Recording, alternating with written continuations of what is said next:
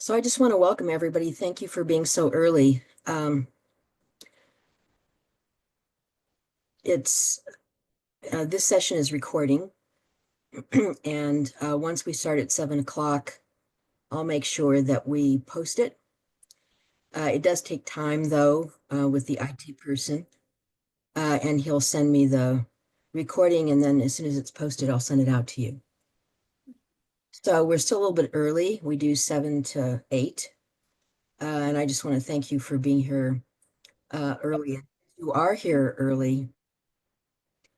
Um, and last time we kind of went over. People still wanted to talk after 8 o'clock.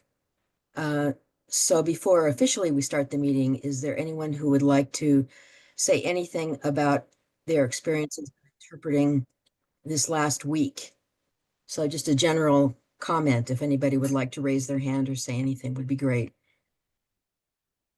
Um, yes, I actually have an IEP yesterday, and it was actually very good because all these things that I've been learning from the past 2 weeks, it make a difference yesterday. So thank you so much for your time and everything you share with us. Oh, you're welcome.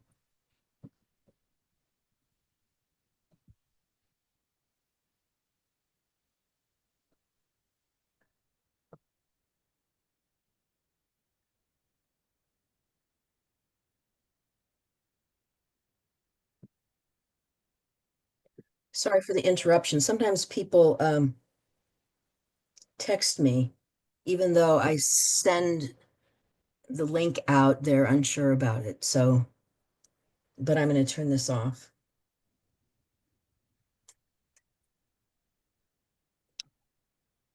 And Beverly Behringer has decided to join us again, which I'm really thankful for, and she'll monitor questions in the chat.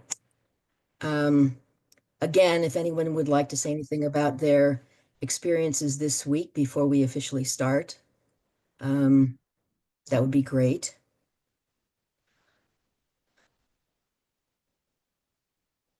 I see Jeff joined us, Jeff Morris. I spent most of the morning with Jeff at Bear River High School. Because, just like most of you, this isn't the only thing I do. I do visit other schools and spend time with administrators, district administrators, as well as school administrators, and get a chance to, observe classrooms and see all the good things that teachers are doing and all the skills that students are developing. So this last week, I was at Entheos Magna Campus, and the week before was Entheos Kearns campus, and then this week will be Box Elder. So Bear River High School, um, Bear River Middle, and then Harris Intermediate. So I get a chance to see, lots of schools. And someone just put in the chat, woohoo, go Entheos. Yeah, I had a great time. I had a great time at Entheos. It was fabulous. Met some really interesting first graders who, like me, have always been obsessed with the Titanic. So it was quite wonderful visiting visiting the schools and seeing the kids and spending time with everybody. It's just a great opportunity. Thank And you for Bear, everything you do. pardon? Thank you for all you do. Oh, well, it's my job, so I'm really lucky.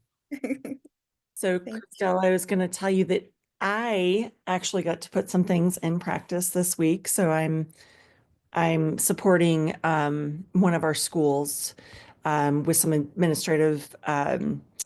They've got they're down an administrator, so I've been going in and doing like their PLC work and stuff. And so I had a parent come in and that wanted to report a bullying, claim, and working with the interpreter, you could tell that the parent was not used to looking at me. So I kept looking at her, and then I was able to have a conversation. It was a staff member who was doing interpreting for us. And I was able to have that conversation. But eventually she came around, and you could tell she was really trying to talk to me by the end. And it was really helpful. So just thought I'd let you know. Well, that's that's great. That's always really good to hear.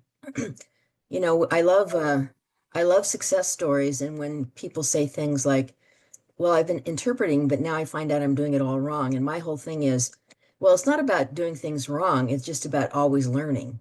You know, I mean, it's like we're always learning. And so um, I think that's the whole point of being involved in uh, you know, the wonderful of experience of education and really supporting families, you know, that to be really engaged in their students' education, and that's the whole point of the legislation. And we're lucky to have such amazing legislation. And I know, Bev, that you were very foundational in from the very beginning in 2022 and how that legislation was shaped. And so, you know, it does make a difference if you actually, you know, if you actually have a requirement for a language access policy for everybody to, you know, really connect with families in a way that really helps students. And so, you know, it's really a great opportunity for all of us.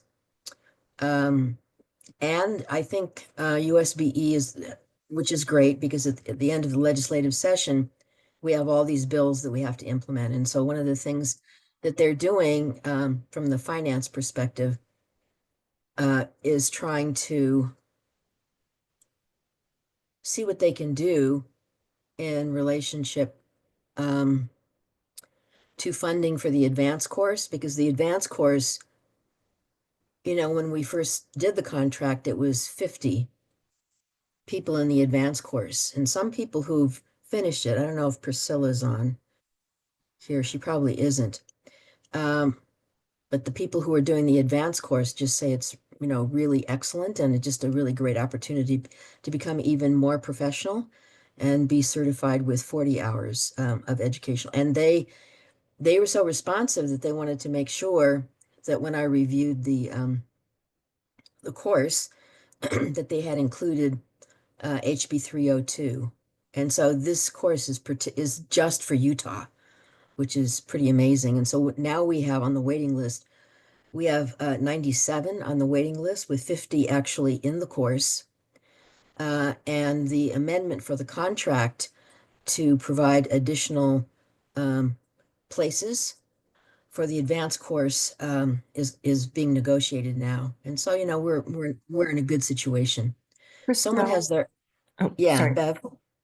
Can I ask, sorry, Fire Tablet? That's who has the hand up. Yes. And those that have, that are certified interpreters that need CEUs, can they use the advanced course for CEUs? You know, I don't really know. We could ask Doha, who is the one that we got the contract from. And they've been like really, really responsive. So that's really so someone's asking, how do you know you're on the wait list? I could have missed that if it was shared in an email. Okay, the only people on the wait list are the advanced course people. Not anybody. There's nobody on a wait list for our course.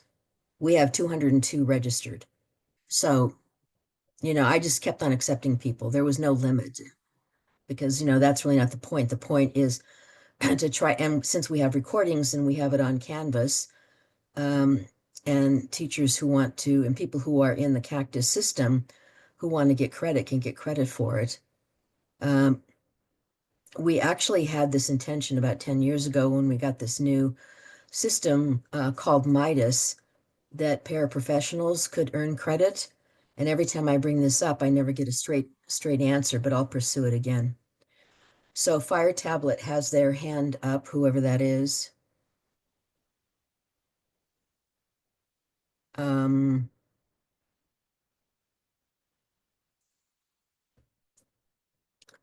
Fire Tablet, the only thing I see is Fire Tablet and then muted and then your hand up. So if you want to say something, it'd be great. And it looks like a Dell computer, It's a Dell computer. not a Mac. Okay, well, we're not gonna really worry about it. We have 2 more minutes before. Um, Hi, this is Ruben. I do have a question if you've got 2 minutes that you want to just, I tried Yeah. emailing you earlier this week and it got bounced back. is there a different email that we should be using, or should we still be using your email that we have been receiving things through? Yeah, I don't know why it's bounced back because I use my Utah, you know, Christelle.estrada@schools.utah.gov. So it shouldn't be bouncing back. But go ahead, you have we have a minute or so. So Ruben, go ahead. What question do you Well, have? it's okay. I kind of figured it out. I was just having a hard time with the questions. On the first assignment, you bounced it back to me to do it a couple of times. And I think I'm on my fourth try, so hopefully I got it right this time. But the comments, I'm seeing a lot of comments that I'm not going through and reading. Is it okay if we don't read all the comments that are being put in there? Yeah, I mean, the only obligation that you have is uh, in the reading of the comments that other people are making, you're just going to respond to two. But when you respond to two, with their name, their first name, so it's personalized and thoughtful, not like one sentence, like that's a Okay. good idea, Joe, or something like that. I don't know. I'm just kind of being ridiculous. Um, Can I but any kind, clarify? yeah, Are they responding to two more posts, or they need to respond to two comments on their post? no, no, no. It's two, so they're supposed to be reading other people's responses to the discussion question, right? Okay. And they're actually responding to other responses. Okay, so Ruben, I want to make sure that you're not responding to comments on your post necessarily. You have to respond to two other people's posts. I think that was part of the reason Christelle sent it back to me a couple of times is I was responding to those comments. So I think that this time I did it right. If not, I will continue to try to modify my approach to this. But I really am enjoying this class. I just want you to know that I am engaged. I am here. I'm participating, but it's sometimes it's been a little bit difficult to understand, everything that we're supposed to be doing with it. Yeah, and I think actually, I mean, the other thing is that you're learning a system, right? I mean, that's the other thing. And then you're interpreting kind of what I'm saying. Um, and when other people are like, I'll post something. So I'm Christelle and I'm posting a thorough and complete response to the prompts in the module for the discussion, right? And then I read other people's responses to those discussion questions. Like I've introduced myself, I said a background, I made comments on the YouTube video. Okay, so that's my response to the actual module, right? Then I'm reading other people's responses, and I'm responding to them, but two people. And the reason I'm saying two people is, even in the rubric, and I haven't changed it completely, people will choose to do one. You don't have to respond to 50 or 100. I'm just asking you to respond to two. And the reason that is, as I said last week, was if you want to get to know people virtually, because, virtually is kind of a weird, and you're doing it at your own pace. Um, you know, the goal is to try to create a way in which you're learning from each other. So when you're reading other people's responses and they say something, that kind of touches you or really makes a difference, or the way in which they're responding, then, you responding to them ends up creating a relationship. So what we're trying to do, even though it's virtual, we're trying to create a learning community, right? And so that's why I ask you to make sure you use the name of the person. Even if I say your response isn't complete or thorough, I always say, "Oh, Bev, thank you for your response, but you didn't really respond to two other people. Please make sure what you say is thorough and not one sentence." So even when I give you feedback on your responses, I make sure that I address you by your name, and always say, thank you for your response. It was one response, please respond to two others. The other thing is in the Canvas course as a teacher, I can actually, even though it's like a lot of people 202, I can actually see this screen. Bev, you probably know what it's like. It says how many times, and it kind of gives us stars. So it's like 3 stars. If you've been on the course and you're looking at things thoroughly, it'll give you 3 stars, like how many times you visited it. If I go on and I click on, and it's everybody's name. So I'll look at everybody's name and I can click on this and it'll actually show if the person has even been in the system. Have they even answered anything? And so it'll give like kind of like 3 stars or no stars or 0. And you have time, obviously, to do that and things come up, right? Because it is, at your own pace. But at your own pace doesn't mean not carving out some time every week to respond thoroughly. Because then if you do it in a rushed way at the end, and you haven't even completed, as I said, module 1 by April 15th, and I picked April 15th on purpose because it's supposed to be tax day, and then I email you and say, how can I help you? And there's no response. And then I'll say, well, are you dropping the course? Because it's easier for me to actually respond to people who are committed to doing the course. And there was someone who was really wonderful, and there'd been something that came up unexpectedly, and she was worried, you know. Heather's asking, do we know for sure the advanced course will be offered? Well, yes, because they have a 5-year contract. So it's going to be offered. Christelle, I've a Um, couple other questions in the chat, but there's one that says that there's a Zoom link in Canvas that is for March 27th. I'm not actually sure where that is, but there's a Zoom link, and that's why someone wasn't sure if this was still happening tonight. So I don't know if you can address that or not. no, because I don't know what it Okay. has to be. If you have questions that are that specific, you need to email me because this doesn't help because I'm, interacting with people and it's a live environment.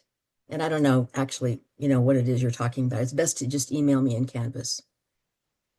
And, the attendance log is very clear.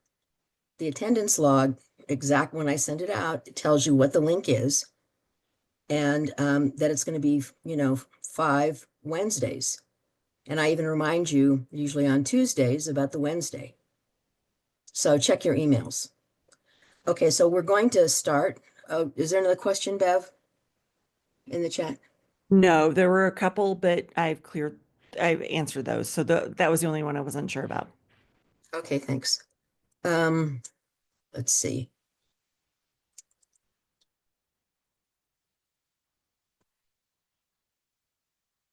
Trying to. Okay, so we're going to do something. It's the same, but a little bit different. You can post your questions in your chat. Bev will look at them. But let's try to actually get through at least 2 standards tonight. Otherwise, we're not going to end up having any conversations around the last standards. Okay, so wait for your questions. And then you can also put them in the chat and Bev will be monitoring them.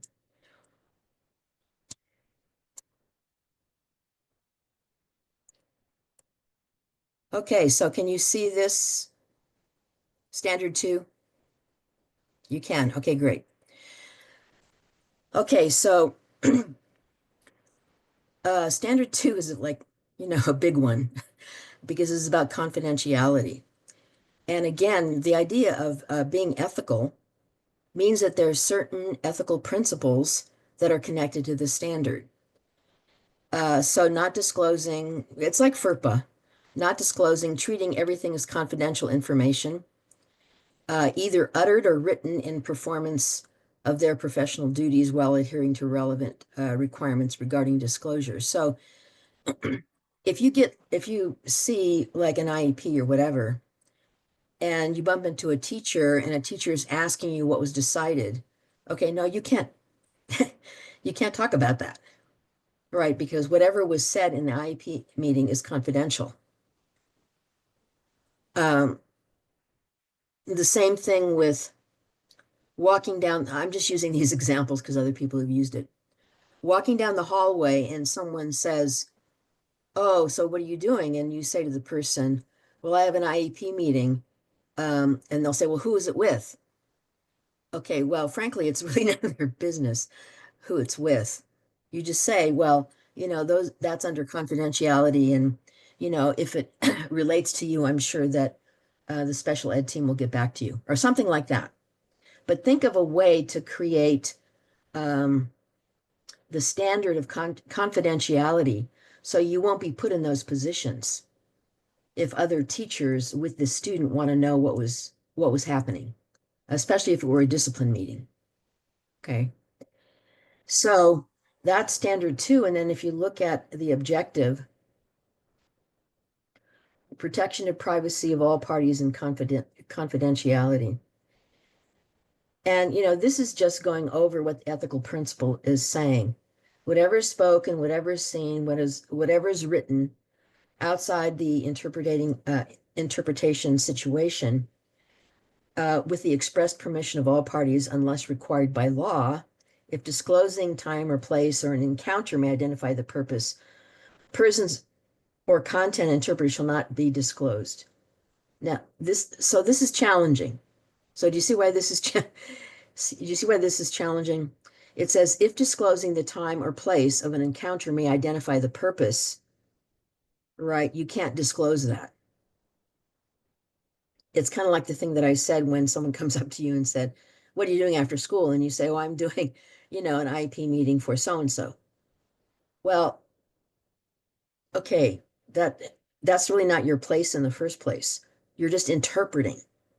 You're not disclosing any kind of information related to, what's actually happening in whatever meeting you're interpreting. Again, the interpreter, where collaborative work with other professionals is required, be brief, participate in relevant discussions with other interpreters, members of the team. So anyone receiving information to provide interpretation services ethically bound to the duty of confidentiality. So this is important. It goes back to this idea of, like if a parent is upset and you have a relationship with family, you have to decide whether you're actually going to interpret or you're not going to interpret, because your role is not an advocate for the family. And you might be emotionally, and there might be emotions that come up with that. Right. I mean, this is just what happens when you're with families. And you have to be realistic about the way in which, I mean, you can't go back afterward when you're interpreting exactly what the administrator or what the person is saying to the parent. And then you can't go back and meet with the parent and talk about the meeting, because that's not your role. I mean, what your role is, again, I'll say it again a million times, like I did last week, is to interpret word for word what is being said by the administrator or the person who's leading the team to the parent, and what the parent is saying. And remember, you can always ask the administrator if you get a sense that or if the parent says that they're confused. It's not you that should be explaining and getting them unconfused, right? You should make sure that the person who's leading the meeting knows that the parents have other questions and they seem to be confused. And then how can it be explained for their understanding? Right. Remember, the responsibility is for you to interpret. It's not for you to make meaning, especially when it's, under stressful circumstances. Like, that's why I admire all of you, because I'm a hothead. So, I'll just be really direct with people because I'm advocating for their children, and I'm not going to sugarcoat it at all. But, I have a different role than you. But as an interpreter, it would have to be, what the administrator is saying, even if you don't agree with it. You see what I'm saying? I mean, this is like really, really, again, it's important. And the whole thing about discussing or talking about anything or identifying the student that you're doing the work with or their families to colleagues, no, you can't. Ethically, that's not appropriate at all. So Bev, are there any questions? No questions. I'm just going to tell everybody on the call, she is not joking when she says that. She says it like it is, just saying. But no, no questions. I will say that I think that's one of the most important reasons. I know last time we talked about um, indicating if you have a relationship with a family at the beginning of a meeting. And I think that's one of the number one reasons. And then that way you can establish that communication with both school. I'm not going to share anything more than what you've shared. Parent, I'm not going to, Yeah. Once this meeting is over, it's over and can't say any more about it. And I won't be asking questions on it, right? So I think that's one of the number one reasons why identifying a relationship, a pre-existing relationship is really important. Yeah, no, I think that's, I think that's very, very important because the consequences of those experiences impact the education of the student, right? I mean, that's the whole, that's the whole purpose when you're engaging family to better understand the opportunities for their own student, right? Because then it creates this opportunity for the parent to be more powerful and more vocal and understand the processes that, to be frank, in public education, sometimes they're very confusing. Because after our meeting, I think Bev and I were talking about, or maybe it was in the meeting when we were talking about looking at the IEP goals and all of that, right? And then in some strange way, you already have in your head something about the student or whatever, but the final, I mean, the actual experience and then the final agreement in the IEP is what has to be communicated because that's, when the parents sign. Right. Can I address also, really licensed educators are also bound to these same confidentiality practices. There should not be a discussion in the lunchroom like, oh yeah, I've got so-and-so's behavior meeting. Right. That should Right. not be happening. And that is a FERPA violation, which I'm not sure how much you know about FERPA, which is basically the HIPAA of education, right? What And you HIPAA is medical. Is Right. like medical HIPAA's confidential. medical, but many people have signed HIPAA forms, not necessarily FERPA, right? So it's a confidentiality practice, and educators also should be holding themselves to that same standard that they're not giving away information about a student.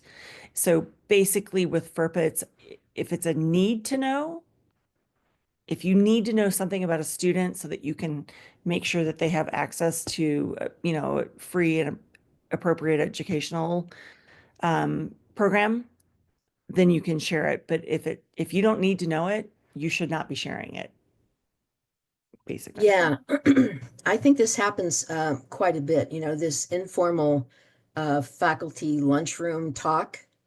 We called them lounge lizards when I was in It's, pre-service yeah. training. It's just terrible. When I was teaching middle school, I always ate in my classroom because there was this vitriolic woman who taught fourth grade and was kind of an institution in the community. And she would say the absolute worst things that you could ever imagine about students, and that just is not appropriate. Even if it weren't in an IEP meeting, it just is not helpful for anybody. So the confidentiality is, really important. And I think in the later section of the of the Canvas course, I think there's a link to FERPA. I can't remember. I'll have to go back and look. Any other questions? This one's similar, but you can see how challenging it is. It's impartiality. So the ethical principle is, and as Bev knows, this is hard for me, so I'm glad I'm not an interpreter. Interpreters strive to maintain impartiality by showing no preference or bias to any party involved in the interpreter encounter. Okay, so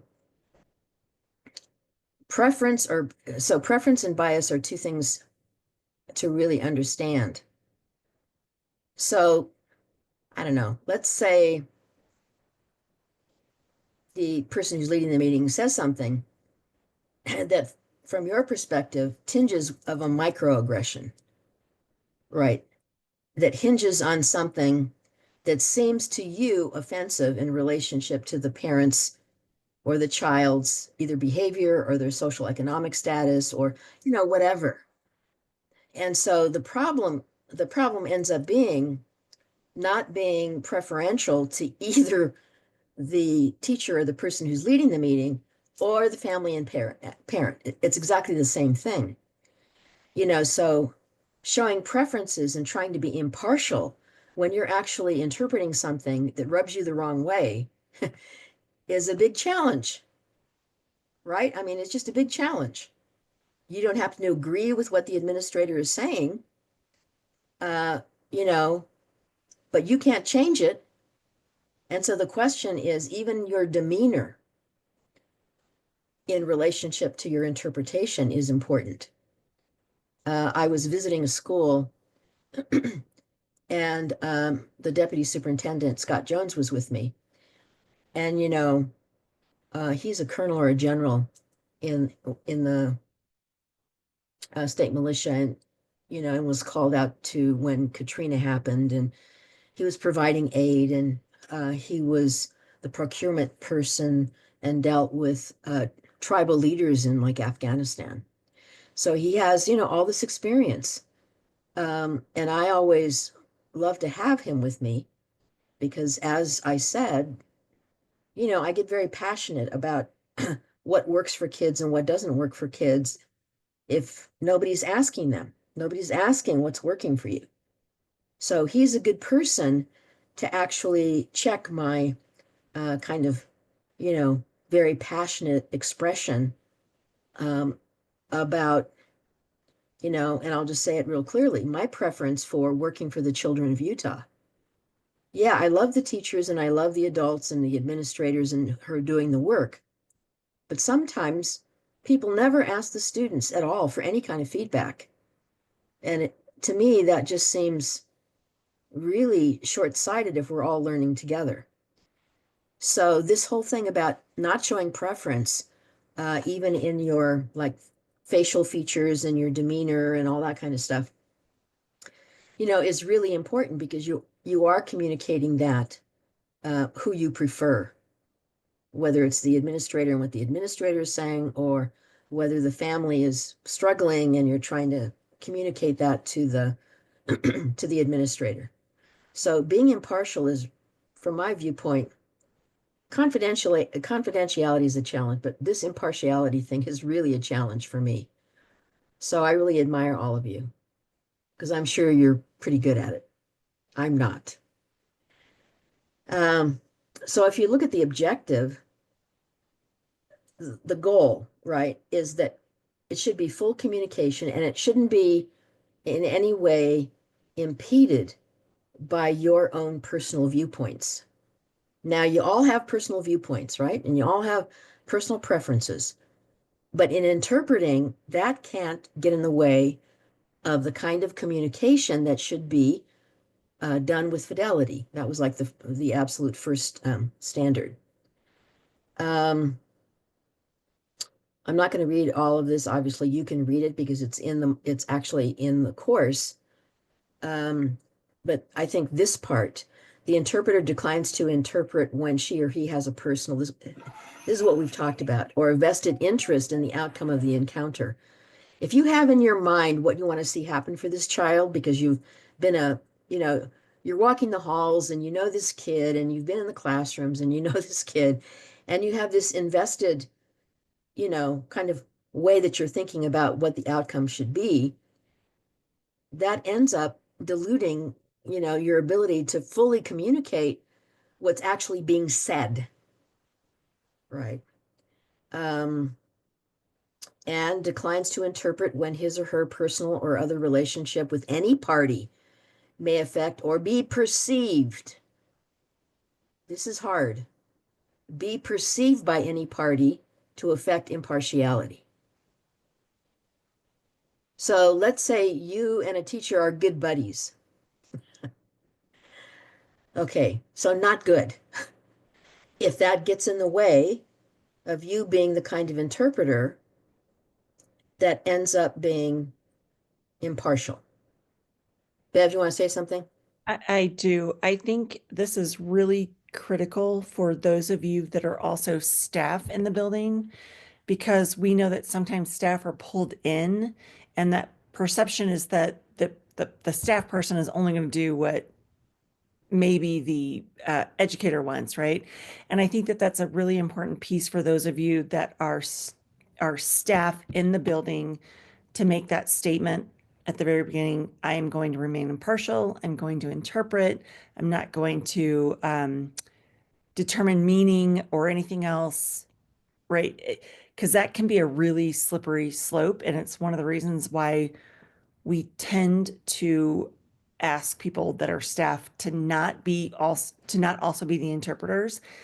So, and for example, in an IEP meeting, if the special educator who is leading the meeting also speaks Spanish, they can't be the interpreter and leading the meeting for that student because it's a conflict of interest. So just wanted to put that out there. Yeah, and I I think this this is kind of strange, but this is actually my favorite standard because it's so hard. I mean, it's so hard to do, to be impartial. You know, and it says the interpreter discloses to all parties in the encounter any personal or other relationship that may affect or be perceived, again. Interpreter informs the agency, the school, whatever, about any vested interest. Anything that will be potentially a conflict of interest or impact the interpreter's ability, again, to interpret faithfully with fidelity and impartiality. Can I make a And comment on that? yes, Ruben. Yeah, I was just going to state on that. Is there a place that the teachers are made aware that they're not supposed to do that? Because I've had a couple of IEPs in different instances where I'm there translating or interpreting, excuse me, for the parents, and the parents or the teacher will quickly start in. I know a little bit of Spanish, which I appreciate and I respect and everything, but they want to the words that they know, they'll want to throw in Spanish, and then they're almost going back and forth. So it would be helpful if we have something that we could send out to the teachers across the state that advises them that it's okay if they understand the language to, make it known, but just stick to the language as the teacher and not try to fill both roles. So Ruben, what I would say is what I was talking about is instead of getting an interpreter, they are the person that's trying to get that across. So what I would say is I would reach out to your special education department and find out their policies on that, even though that is a policy.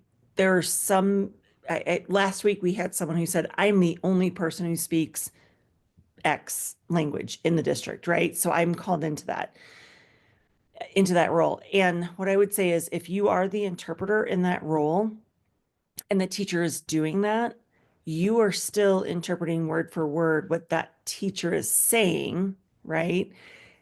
Even if they're because they're probably trying to just make a connection with the parent.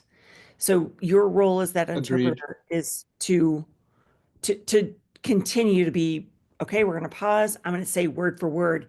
It should not be you are there as the interpreter, so you are the one interpreting the word for word message, even if that seems to be an exchange between the two of them. You still say, okay, you said that. Even if they try saying it in Spanish or whatever, you still say, okay, pause, and I'm going to say this to the parent or interpret this for the parent. I don't know if that made sense or not, but Thank you. Yeah, I think some districts, from what I understand, are going to do interpreter training. They're going to do this with the national standards for everybody. So all the administrators, so that they know, and then the special ed people and the interpreters, because I just think it puts the interpreters in a really, I don't know, in a really challenging position because now, you know, all of you are becoming more knowledgeable about the national standards. And these national standards are also kind of international standards as well. And so they're really valuable to know. And, it's not that people, intend to do anything, to harm anybody. That's not the point.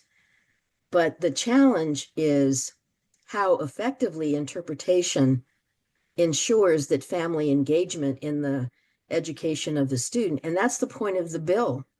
I mean, it is state law. I mean, it's very clear that the purpose of this is family engagement. If we value how we want families to be engaged in the education and be knowledgeable of systems that are often different from what they've previously experienced. I mean, you must admit, even with educators, Bev and I can attest to this. The system of education and the processes used end up being very, very confusing and convoluted, and people go off and do what they think is best. But then the problem is the consequences of that behavior does not suit the needs of the families that we're supposed to be serving or their children. Right. So we have a couple of chat items. Yeah. One was fabulous if districts and admin know the standards, which, and I want to be clear that I think it's not when teachers try to address the parent and give the information in their, in whatever the target language is, they're not trying to skirt the system as much as they're trying to expedite and help and make the meeting more efficient, right? But then I do think that not everyone knows all of these things about recusing yourself if you do have a relationship. So yes, those things for sure. And there are some resource, not every district has the same resources as others to provide. I'm very fortunate that I'm in a district that we really try to provide interpretation and translation services at every possible turn, right? But it did not start this way in my district, right? That's evolved. So then MG Sepulveda Moya says, I have an opinion when it's appropriate. If you would like to unmute, please do so. Thank you, Sonia. My question is if it could be useful if both parts can be ready to know about this special environment of truth. In other words, that the people both previously know that the interpretation would be faithful from the professional to the family. That's my question. Could be appropriate to do that as an introduction before the interpretation? Go ahead, Deb. You can say, I mean, I So- think that's one of the key things that the interpreter can do with the person who's leading the meeting. Right. Do you know? I'm actually writing notes. So just so you know, I'm a participant in this class as well, but I'm also trying to develop protocols for staff and faculty that hold meetings with interpreters. And one of the things that I put down is that maybe there needs to be a statement that you get to read at the beginning of any meeting that says, I am impartial. I will translate word for word, right? And I think that would be helpful. But even if the district or anyone that you're interpreting for doesn't have that, I think it is incredibly appropriate to set those expectations at the beginning of every meeting that, I'm here for these reasons. I will remain impartial. I will clarify questions with you. I will, interpret word for word. So I do think that is a really great thing to do at the beginning of any meeting. Right now there isn't anything official that Right. needs to be said. So Okay. maybe, maybe you and I, Bev, maybe you can draft something and then we can look at it together and then we can put it actually in the course and in the syllabus. Yep. Because then it would be really helpful. And all the people in the districts and in the charter schools who are now taking this course, not as interpreters, but as people who want to create, the environment of professionalism around interpretation services, it would be great for everybody. So maybe, I know neither of us have that much time, but that would be great. Actually, what you just said would be a great opening statement. I'm actually working on an interpreter toolkit, actually, that I think that we could bring to Title III directors during our meetings to say, here are some things, if you have interpreters for IEPs, disciplinary things, here would be some resources, and it's just like a toolkit that's always available at every school that goes. Yeah. Yeah, no, I think that's a really great idea. Sonia, you have your hand up. Yes, hi, this is Sonia. I've been with Alpine School District, and I just wanted to share an example, if I could, and I'll strive to be super brief, of the importance of this standard. And I appreciate that, Christelle, you say that it is difficult, but I had a parent that I serviced a couple of years ago, and apparently the renewal meeting came about, and the principal wanted to get together with the parent for that reevaluation, etc. Anyway, this was apparently a student who was in special ed, but when I explained to the parent, hey, look, they of course in Spanish, they want to meet with you because of his disability and because of this, that, and the other. And she's like, what disability? My child doesn't have a disability. And I'm like, well, according to the school records, this, that, and the other. Anyway, and she's like, no. And I said, didn't you sign and didn't anybody explain to you the meetings you were going to or what they were about?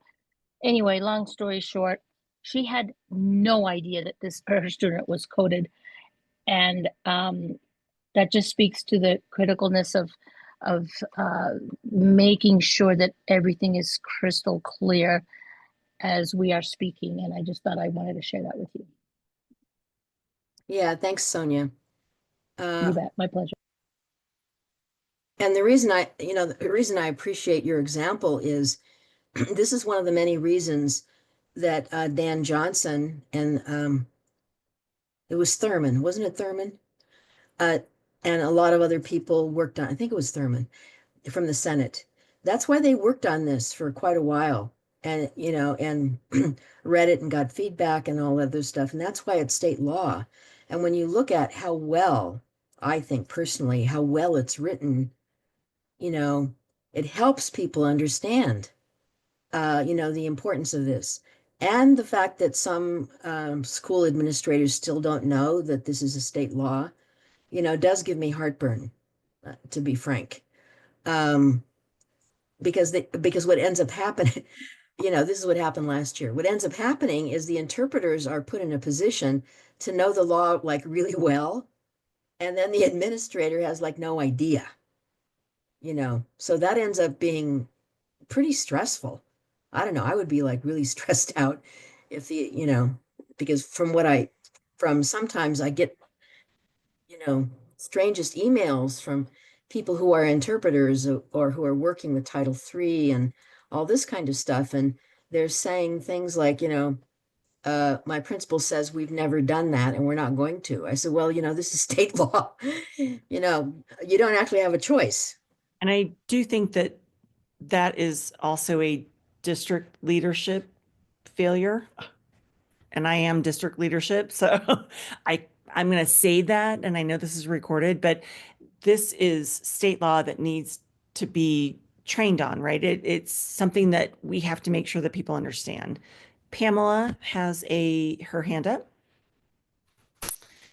Pamela? So I have a question. This is sort of a linguistic question, but let me just ask this. So if I understand correctly, when we say we interpret word for word, if one party or the other uses idiomatic language that the other person does not understand, I am assuming that we go ahead and translate the idiom, and then it's obviously not understood, and we just wait for somebody to say that they don't understand. Can you explain that a little bit more?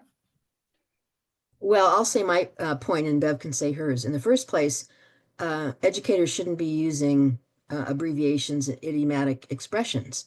I mean, anybody who knows about language, and it is linguistic, anybody who knows anything about language acquisition knows that idiomatic expressions are incomprehensible to people from other cultures. I mean, it doesn't even translate. There's no way that you can translate it. So the question ends up being, and maybe we should add that to the Well, introduction about that's kind of my point, though, is that if you are a linguist, you realize that there are many things that are not going to translate into another language. And principals or administrators, they're not going to not use idiomatic language because they're not going to think in those terms. And parents who are speaking the other language, they're not going to know. So I'm just saying that as a linguist, I'm thinking, how do you handle this? You just translate it. If it comes up, if that does come up, you just translate it and then wait for somebody to say, I don't understand that. Well, I have certain strong opinions, but I'm gonna give to Bev. As if I don't have certain strong opinions, but anyway. Well, So, I would say that, yes, I would, and I think that that's one of the things that in the third module, and I think we addressed this last week, that it's you interpret and, parents should be like, that does not make any sense at all. But I do think that that needs to be something that is incorporated in that beginning of the meeting statement, that idiomatic expressions will be read word for word. So if you use them, that's the way it's going to be read. They may not translate, because even forget word for word, there may not be an expression like that in another language, depending on the dialectical region, right, that you're in. Words mean different things. So I do think that should be addressed. I see a comment too about body language. I would love to tell you that we can address body language. Unfortunately, I'm not sure that that can be, because people don't even realize sometimes that their body language is portraying a certain message. But idioms are an issue. And to Christelle's point,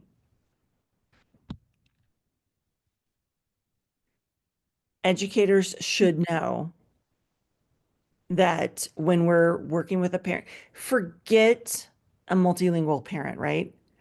I have a master's degree, in whatever. There are certain things that I'm like, I don't understand what you're saying to me. When I am working and trying to relay a message about students, an issue with a student, even for me, I need to just hear it plain and simple. If it's my kid, I need to know, okay, this is what this is the message I'm supposed to be getting. I can't read between the lines, because me reading between the lines about my kid is totally different than what the person leading the meeting is trying to say. So at that point, I think it would be, I would pause as an interpreter and say, you just use this expression. I don't know how to interpret that so that it's clear. I'm happy to just say word for word. Would you like to say it another way? That, to me, that would be an acceptable response. And it would also then bring to light, please quit using those idiomatic expressions. There was another question about getting background on the child and parents. Unfortunately, again, we're talking about confidentiality a little bit there. Oftentimes we can't give background because that's not the role. I 100%. Now, if we can say, obviously we know that there are so many, there's Spanish, Peruvian, Mexico. I mean, there's all these different, we could ask that, but any other background? I'm not sure that, Okay, and the reason I say, I'm just going to be really clear, absolutely not. okay, thank you.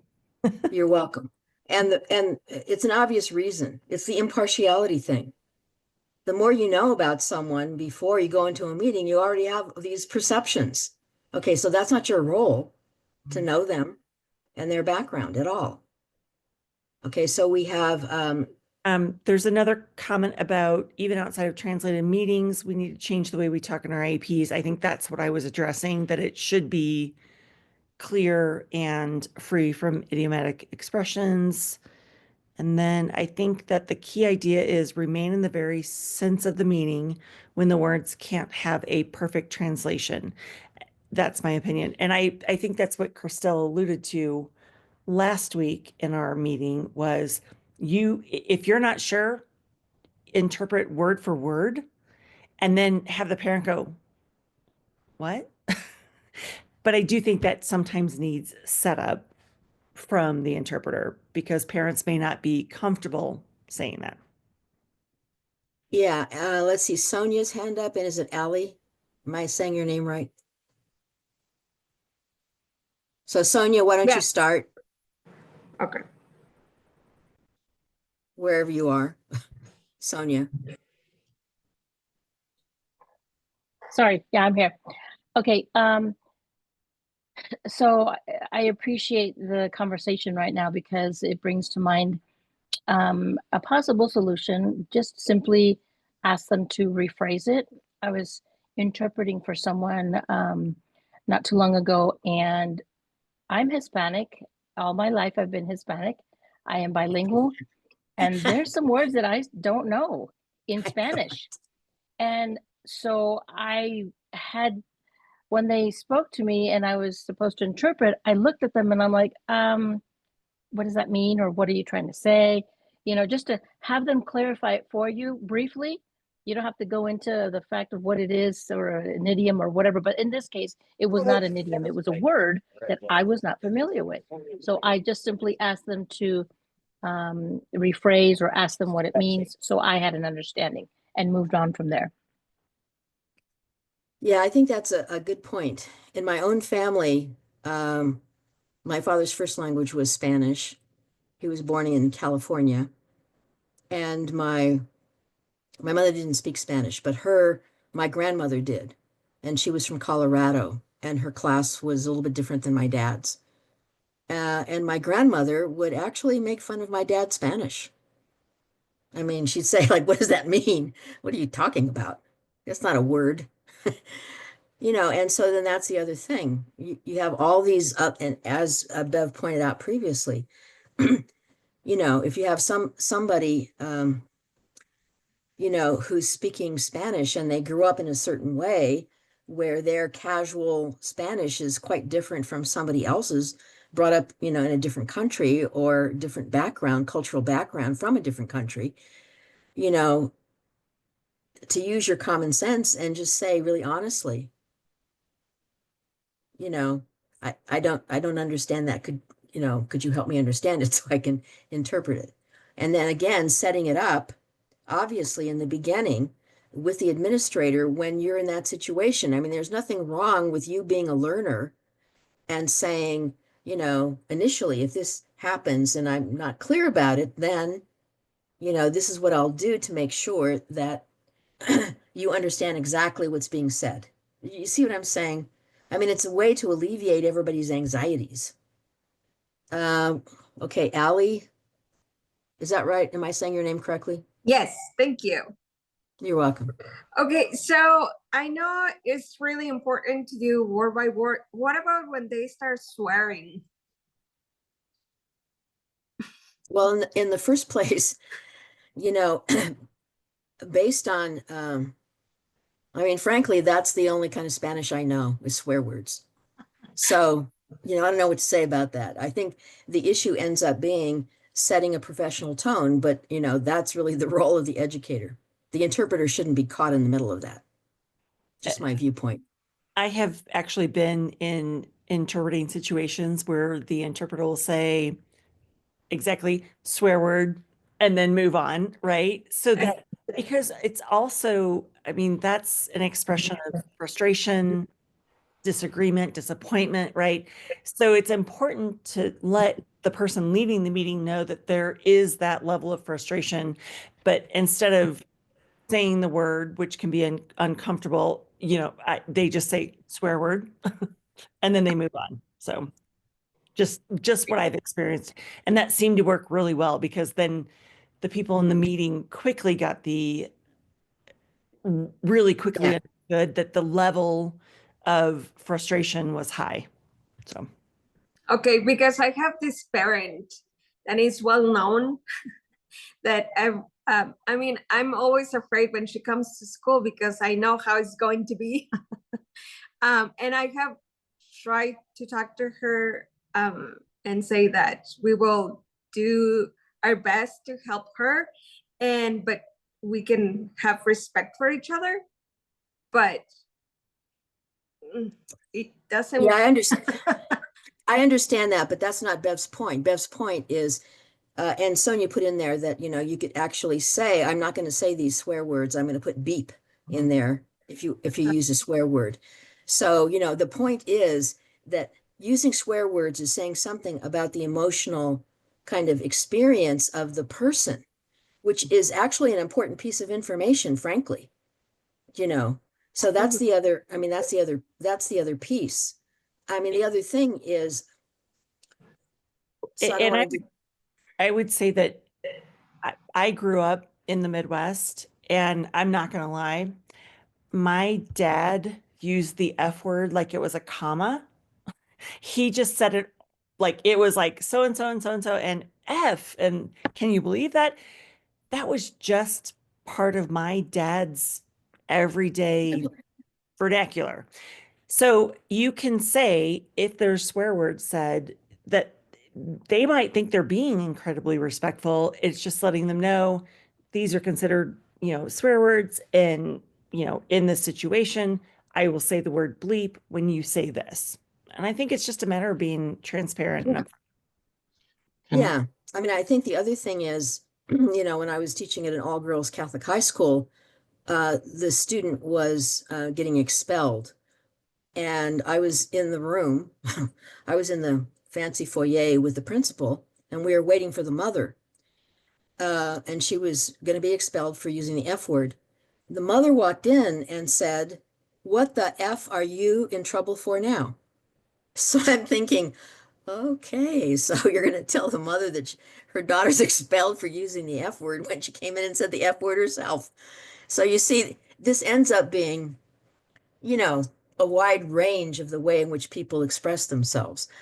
If you want to read some of the best, well, this is a Stanford person who's written this great book about middle class language in working class communities.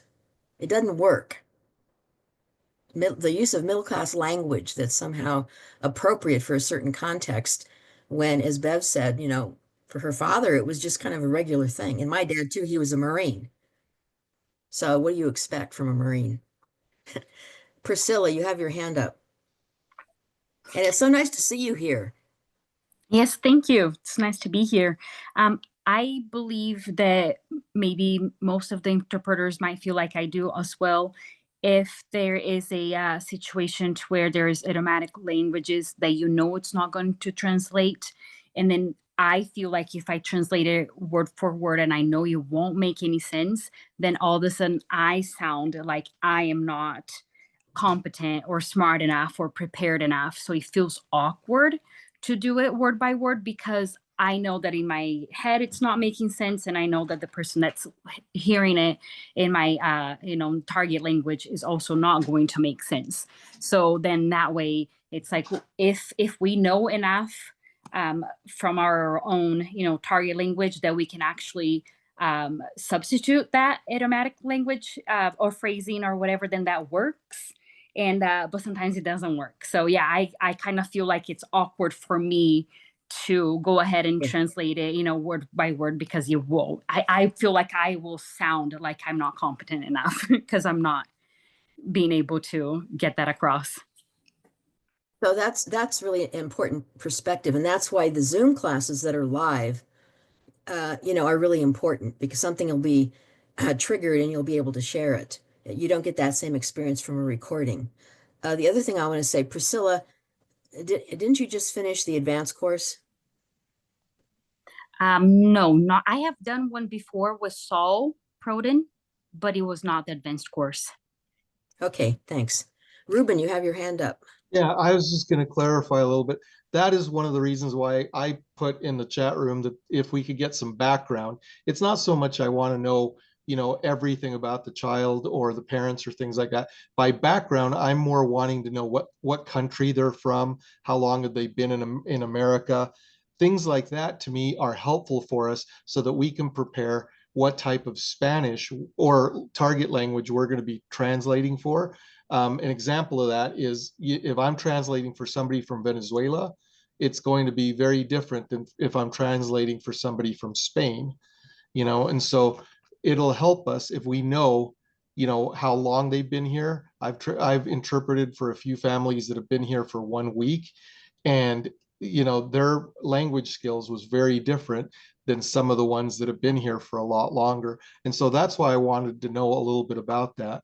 And then I'll just throw in one last thing as well. And I'm sorry, I just have a lot on this because I've done this for a while. And in the courts, you do throw in any of the swear words or anything. I haven't had a situation in the schools happen that yet, but in the courtroom setting, if you're interpreting for a witness or for an attorney or anybody throws out a swear word in there, which it does happen, you are responsible to interpret that word for word to the closest equivalent of what that word is. You don't say bleep or you don't say anything simply because of what somebody else mentioned is the frustration that they're having.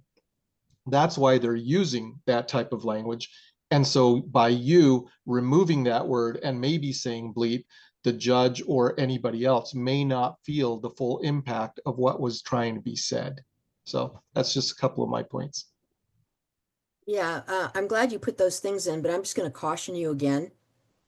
In the current climate, I don't think it's very appropriate for anybody to ask how long they've been in the country, period. I would Okay.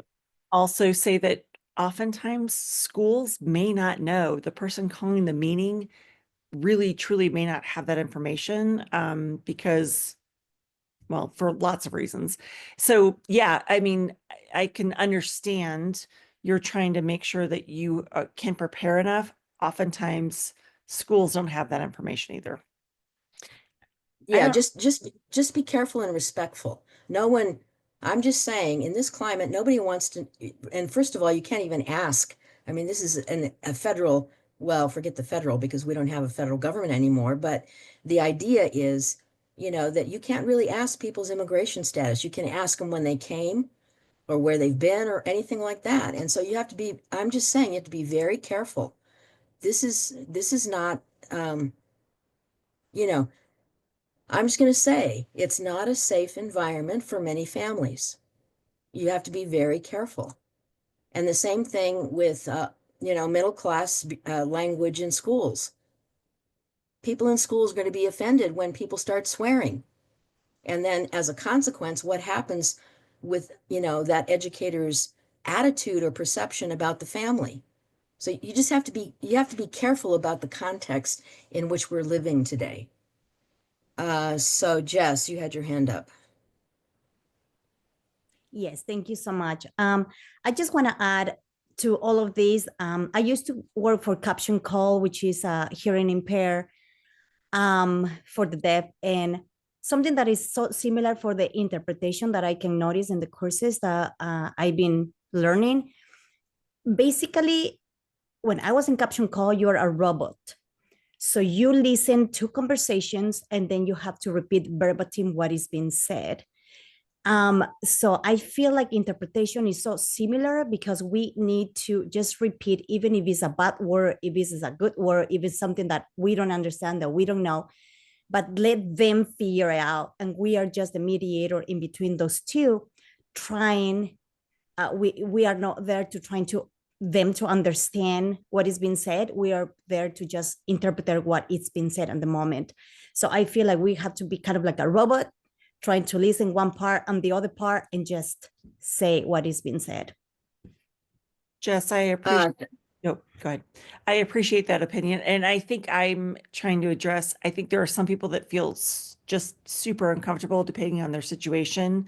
It sounds like you've had different experiences, and there are some people that are like, I don't feel comfortable, or I'm not sure what word to use, things like that. So I think that's where I'm going. If you are comfortable saying word for word for word, then yes, and just trying to give alternatives to people entering the interpretation arena and trying to feel comfortable in that setting, saying some of those things. Yeah, and the other thing is you should actually check with the person who's leading the meeting, because today, well, this last week when I've been visiting in schools, there are some schools, boy, they want it word for word, and they don't want any meaning or interpretation by somebody who's trying to make meaning for a parent. And so then you have to actually, I mean, you have to pay attention to what's going on in relationship to the needs of the educator or the person who's leading the meeting.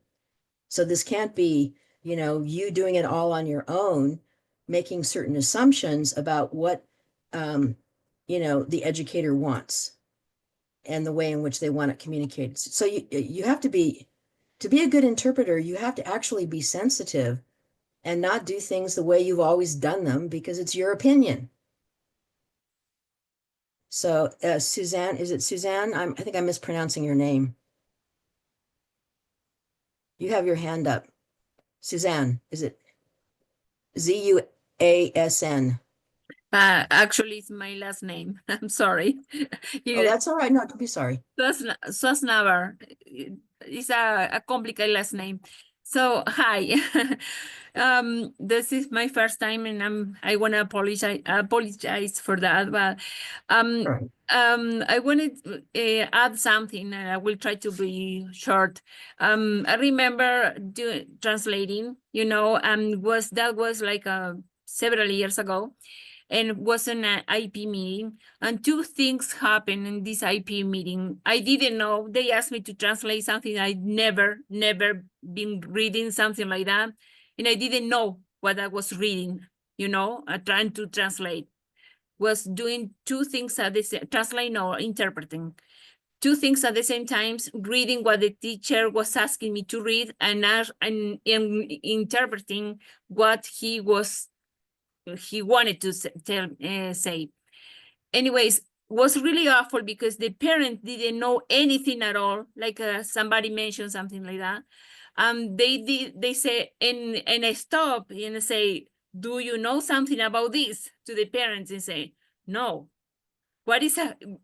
Do you know what they are talking about? No. And I didn't know either. It was awful, really awful. So I'm guessing that maybe because it's this kind of stuff is only in English. I haven't seen, maybe they are in Spanish, but I haven't seen an IP in English, in Spanish. Makes sense? So the people can understand better if they have somebody that can translate the things for them, right? On paper, it will be much easier for them too to have it. I don't know. And the second thing that happened is like I am from Uruguay, and my Spanish is completely different than Mexican, Peru, and completely different. And we are looking at each other and say, I don't understand what we are saying.